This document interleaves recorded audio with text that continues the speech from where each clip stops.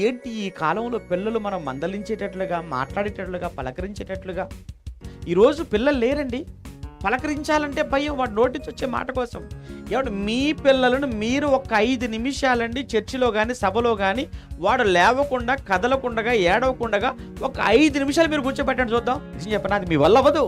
మరి ఇంత చిన్న వయసులో పిల్లలు ఇలా ఉంటే వాడు పెరుగుతుంటే పెద్దవాడైపోతే ఏమైపోతారు? కన్నవారి మాటే వినకుండా పెరిగితే ఎవడి మాట వింటాడండి?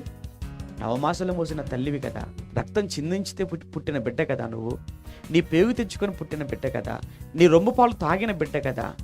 నీ మాటే గౌరవం లేనప్పుడు, నీ మాటే విననప్పుడు, నీ కంట్లోనే వాడు కన్నీళ్ళు రప్పిస్తుంటే ఈ సమాజాన్ని ఇంకెంతగా ఏడిపిస్తాడు చెప్పండి? ఈ సమాజానికి ఎంత దుఃఖ పెడతాడు? కళ్ళ ముందు కన్న తల్లిదండ్రులని పట్టించుకొనని వాడు, ముందే కన్న తల్లిదండ్రులు దూషించేవాడు, తిరగబడుతున్నవాడు, దాడి చేసేవాడు, చంపుతున్నవాడు ఈ సమాజానికి ఏం ఉపయోగపడతాడండి? అలాంటి భయంకరమైనటువంటి సమాజంలోనికి ఆల్రెడీ వచ్చేసాం. ఇక ఎవడు వాడిని భయపెడతాడు? వాడికి ఎవడ భయం ఉంటుంది ఇక? అందుకే ఈ సమాజాన్ని ఏదో కొంత మేలుకొలపాలి అని పాపం మంచిగా ఆలోచించారు. రైట్లు కూడా వాళ్ళే ఆలోచించి ఇది అవసరం అని వాళ్ళు పెట్టుకున్నారు. వాళ్ళ ప్రయత్నం ఇది. దేవుడు నాకు ఇచ్చిన కుమారుడు జన్మదినాన్న నేను సంతోషంగా ఉండటం కాదు, జన్మనిచ్చిన దేవుడు సంతోషంగా ఉండాలి. ఫస్ట్ ఆయన సంతోషంగా ఉండాలి. ఆయన ఎప్పుడు సంతోషంగా ఉంటాడు తెలుసా?